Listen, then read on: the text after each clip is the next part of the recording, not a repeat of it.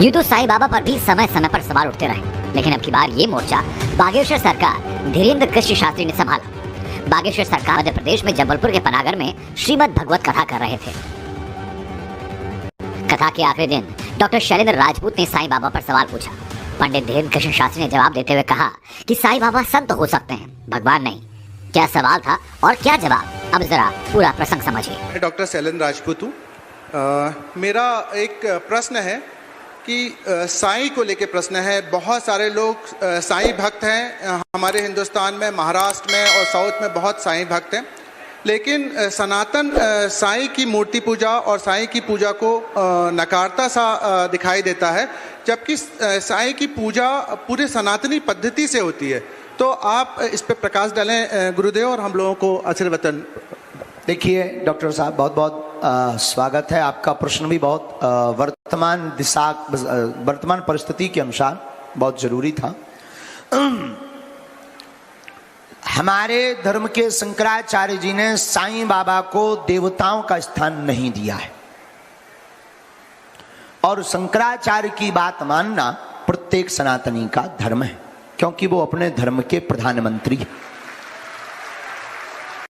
और कोई भी संत, चाहे हमारे धर्म पंथ के हों, धर्म के हों, चाहे वो गोस्वामी तुलसीदास जी हों या सूरदास जी, संत हैं, महापुरुष हैं, युग पुरुष हैं, कल्प पुरुष हैं, लेकिन भगवान नहीं है।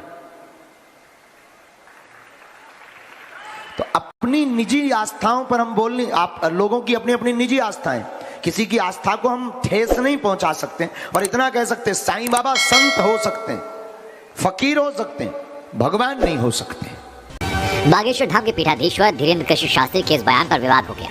यूं तो उन्होंने कहा कि कई लोगों की साईं बाबा में आस्था है, मैं उनकी भावनाओं को ठेस नहीं पहुंचाना चाहता, लेकिन साईं भक्तों की आस्था और भावना को ठेस पहुंची।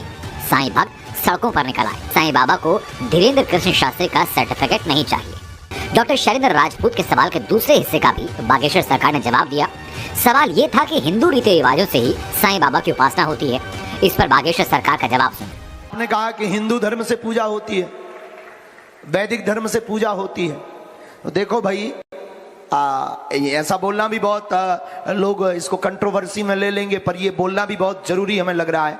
देखो भाई, गीदड़ की खाल पहनकर कोई शेर नहीं बन सकता है।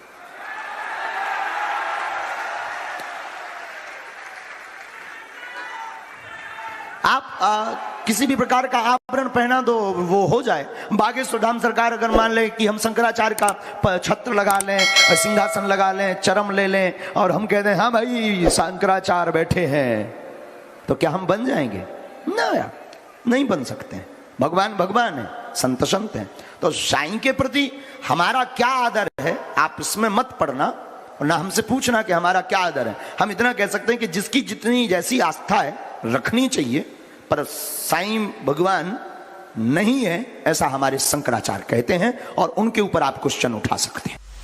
हमारे शास्त्रों में संतों की पूजा, गुरुओं की पूजा भगवान से ज्यादा है। हम किसी पर नहीं थोप सकते।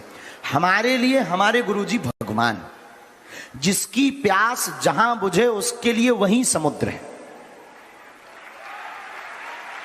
अब मान लो हमें प्यास यहां लगी और हमारा प्यास यहां बुझ रहा, अब कोई हमसे कहे कि मुंबई चलिए वहां बहुत पानी भरा है, समुद्र है, जब लो तो हमारी तेरहवीं हो जाना।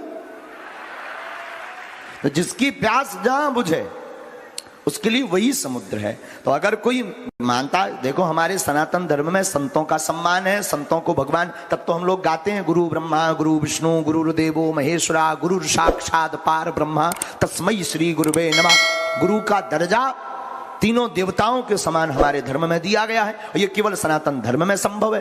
तो हम किसी भी गुरु परंपरा के विरोधी नहीं है, लेकिन हम भगवान बनने के विरोधी है कि भगवान नहीं हो सकते, भगवान से बढ़कर गुरु हो सकते हैं।